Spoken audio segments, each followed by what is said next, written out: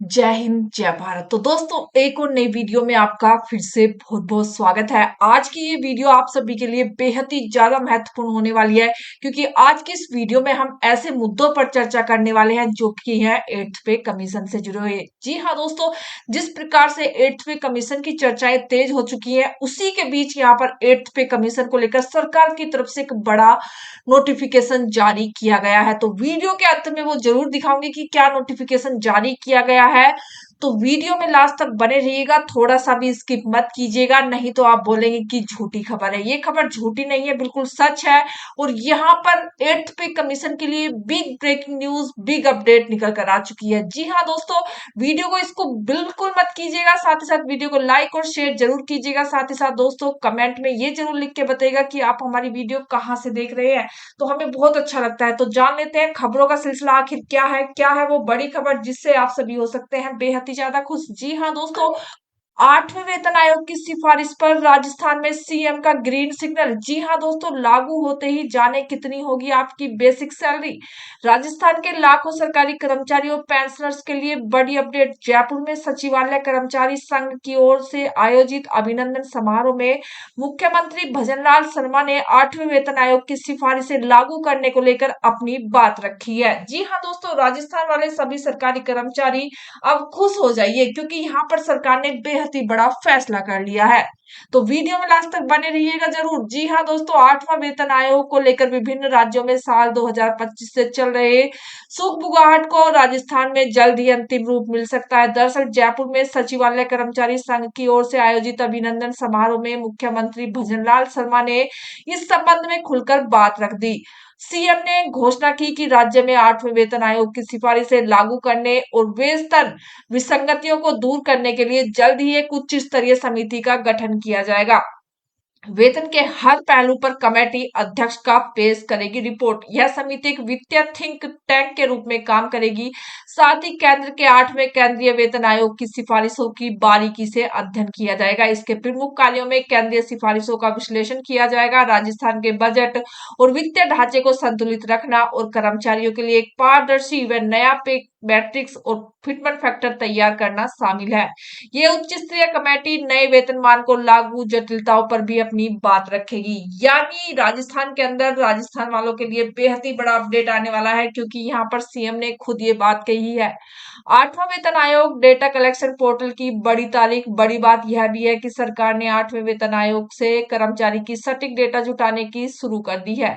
Online data collection portal की अंतिम समय सीमा को बढ़ाकर 31 जुलाई 2026 कर दिया है। इसे देश के सभी मंत्रालयों और विभागों को अपने कर्मचारियों की वित्तीय व सेवा संबंधी जानकारी अपलोड करने का अतिरिक्त समय मिल गया है।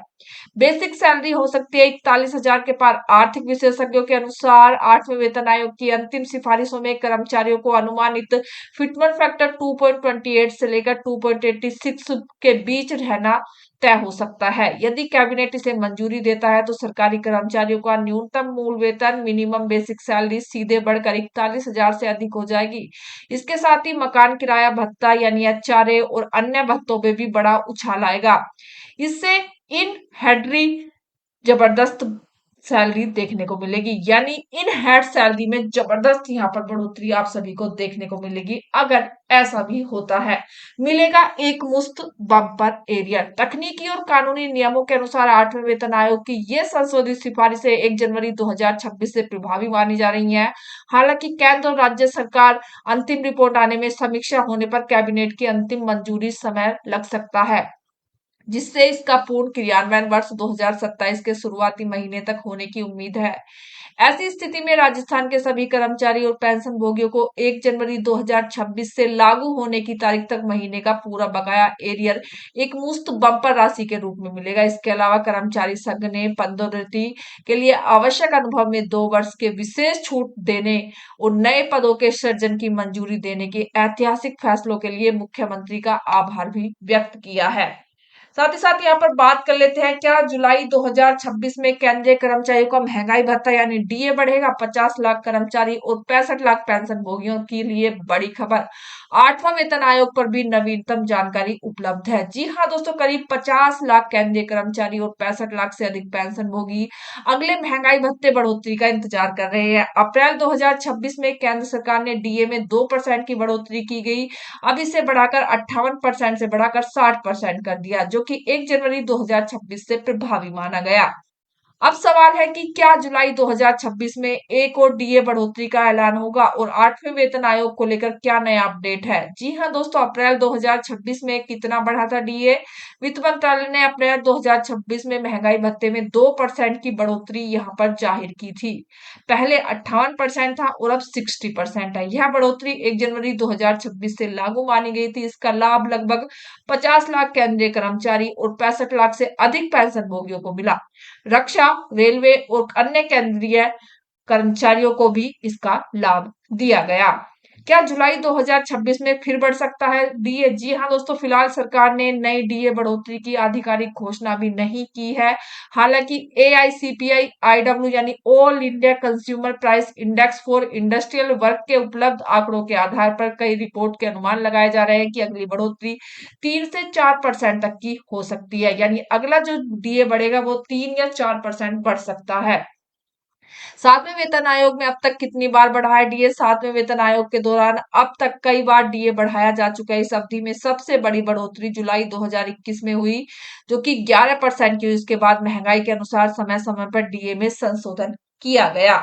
लेकिन जिस प्रकार से महंगाई बढ़ रही है उस प्रकार से डीए नहीं बढ़ाया जा रहा है। साथ ही साथ 8वें वेतन आयोग को लेकर अब केंद्र के कर्मचारी सभी यहाँ पर इसी उपलक्ष्य में लगे हुए हैं कि जल्द से जल्द 8वें वेतन आयोग की जो एरियर है उसको लेकर यहाँ पर बात की जाए। साथ ही साथ बहुत सारे मुद्दे यहाँ पर उठाए जा रहे हैं 8वें वेतन आयोग को लेकर, उन पर भी जानकारी दी जाए।